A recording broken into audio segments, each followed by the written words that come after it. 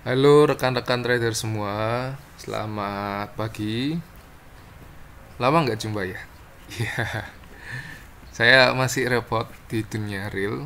Ya itulah fase transisi dari usia 20-an, 20 awal.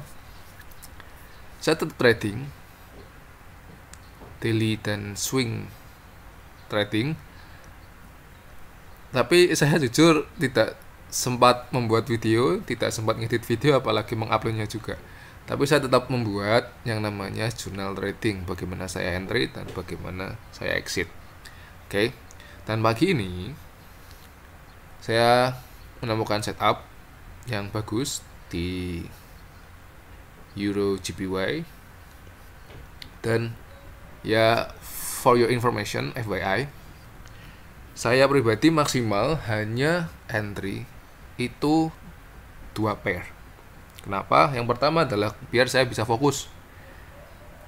Jadi ketika saya daily swing atau weekly swing, itu pasti di intraday, di H4 ke bawah, itu pasti dia akan ada yang namanya koreksi dong. Nggak mungkin ngehold harian, mingguan itu langsung lurus ke target profit. Itu nggak mungkin ya. Nah, kenapa saya fokus di 2 pair saja, 2 trade maksimal, supaya saya bisa memaksimalkan posisi saya. Jadi saya bisa melakukan locking atau melakukan averaging. Oke. Nah, untuk pagi ini saya sudah punya 2 posisi, yaitu di oil dan di Euro GBY. Di oil saya sudah hit sell limit kemarin sebenarnya. Jadi ini kan ada bearish pin bar. Oke. Saya sell limit, ternyata diambil order saya, ya kan. Ya, setelah ini tinggal menunggu reaksi harganya saja. Oke, tapi untuk pagi ini saya ingin membahas tentang Euro GBY karena menurut saya ini lebih menarik daripada oil. Oke. Oke. So, kita selalu mulai dari time frame monthly.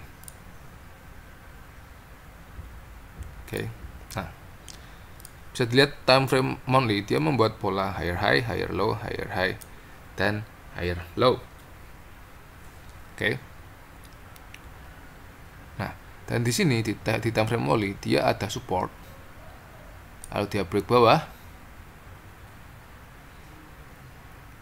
Dan di sini dia menjadi resisten. Oke.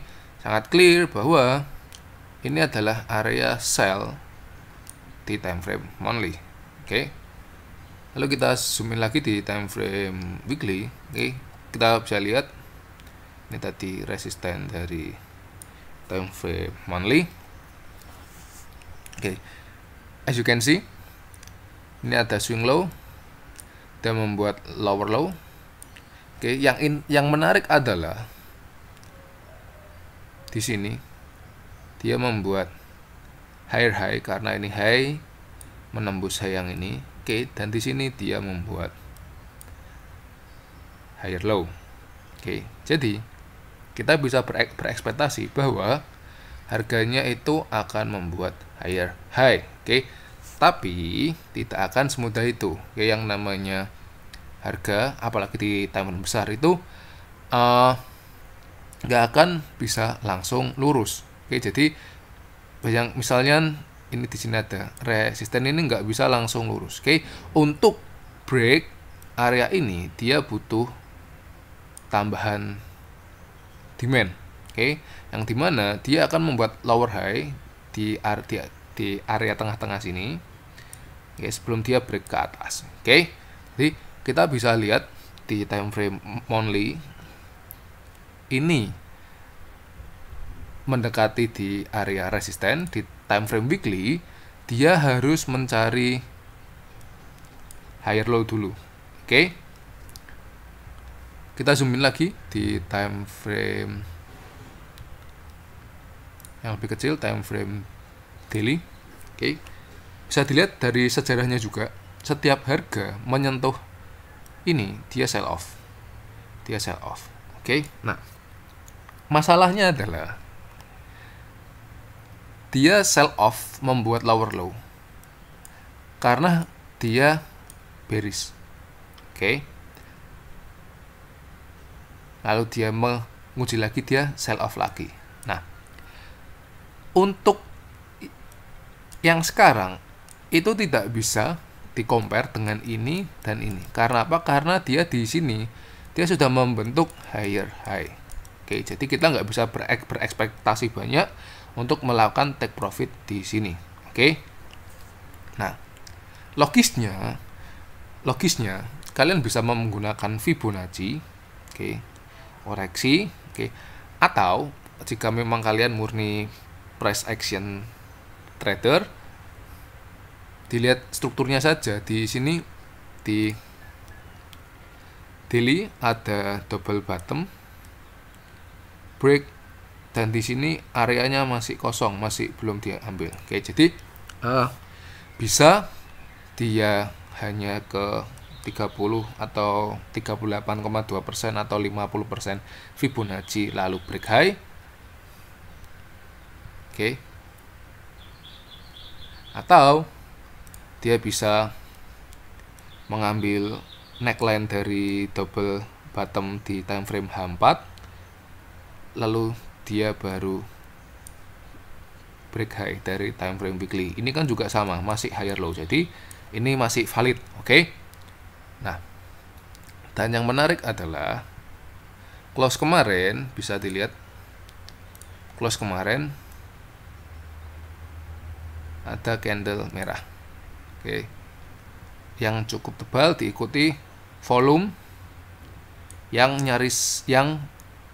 tingginya nyaris sama dengan bullish candle yang ini. Oke, jadi jika digambar kurang lebih akan menjadi seperti ini. Oke, ini menjadi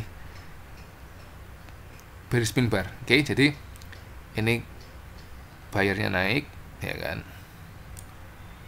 lalu sellernya masuk, seller masuk, oke, dan bisa dilihat bearish candle ini close-nya di bawah daripada ini. Oke, jadi ini adalah, jika dua candle ini digabung, ini adalah bearish pin bar. Oke. Nah, setelah ada sinyal seperti ini, kita tidak bisa langsung melakukan order sell. Oke, itu tidak bijak. Karena apa? Karena selalu koreksi dulu. Oke, tidak bisa sebuah harga itu ketika dia di reject langsung lurus ke bawah. Oke. Nah, kita lihat juga di swing yang sebelah sini. Oke. Ini dia, meskipun jika kita ketika ini sinyal pertama keluar, kita bisa sell limit sebenarnya di sini. Tapi misal kita tidak sempat melakukan itu dan kita menunggu yang lebih pasti, menunggu ini, dan kita tidak kita memasang sell limit di sini dan order kita nggak diambil, lalu harganya lari, ditinggal, jangan khawatir ya, jangan pernah FOMO di time frame weekly dan daily, karena pasti akan selalu dikasih koreksi dari time frame intraday H4 ke bawah. Oke. Jika kalian bisa lihat juga di sini ada support, lalu dia break, ya. Daripada kalian FOMO ketika candle ini muncul dan kalian melakukan sell, lalu harganya ditarik lagi, nggak ada yang pernah tahu, ya, tidak ada yang pernah tahu. Oke, jadi lebih baik biarkan saja break dulu, lalu pasang sell limit di area sini.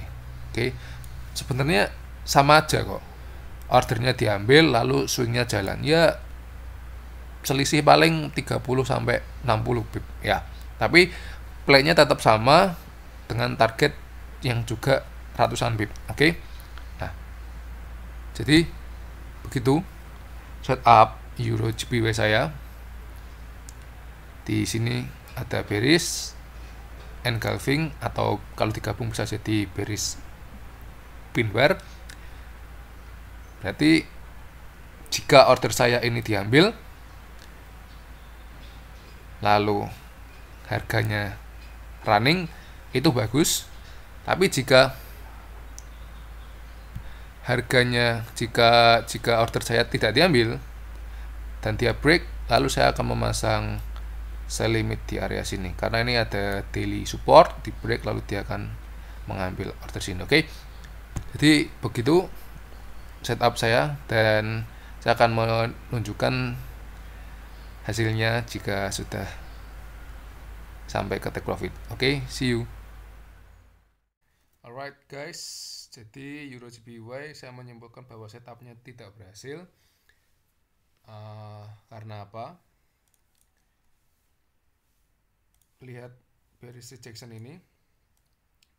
Di sini ada support dari struktur time frame daily, dia break bawah. Seharusnya dia mengambil sini, baru dia di reject, tapi dia hanya mengambil shadow dari candle ini dan dia di reject di bawah. Jadi kesimpulannya, saya tidak mau memaksakan sebuah trade. Karena apa? Mungkin saya bisa masang sell limit di sini atau di sini, bisa dilihat di time frame, dilihat price actionnya di time frame yang lebih kecil. Ya, di sini ada support, di sini ada, saya mungkin bisa masang sell limit di sini atau di sini, ya kan. Jadi dia setelah di reject, dia akan membuat lower high, baru dia akan mencari lower low. Tapi saya tidak memaksakan trade. Karena apa? Karena jika diukur risk rewardnya, misal dari sini sampai sini, itu 1:1, jadi 50-50, itu risk rewardnya kurang bagus. Jadi saya tidak mau memaksakan sebuah trade, karena saya menggunakan time frame besar. Jadi tidak ada yang perlu dikhawatirkan jika tertinggal sebuah trade, karena pasti ada peluang yang lain. Dan ini pesan yang mau saya sampaikan, bahwa trading is a game of risks. Only play if the odds is with you. Jadi ini adalah permainan menunggu, permainan kesabaran, dan permainan untuk mengatur resiko. Jadi tidak ada yang tahu market ini bakal mau kemana, lari kemana. Jadi bermainlah ketika peluangnya, probabilitasnya itu cenderung kalian yang menang. Kalau memang sekiranya tidak memberimu peluang, ya jangan entry, jangan punya posisi. Lebih baik menunggu odds, menunggu probabilitas yang kemungkinannya kalian lebih besar menang. Oke. Jadi begitu pesan yang mau saya sampaikan di video kali ini. Saya pertama kali setup tanggal 30 September, sekarang tanggal 7 Oktober. Jadi seminggu nungguin dan ditinggal, tidak dapat apa-apa. It's okay. Lebih baik tidak mendapat apa-apa daripada kehilangan uang. Itu yang lebih penting di game ini. Oke, di permainan ini. Jadi see you di video saya selanjutnya. Oke.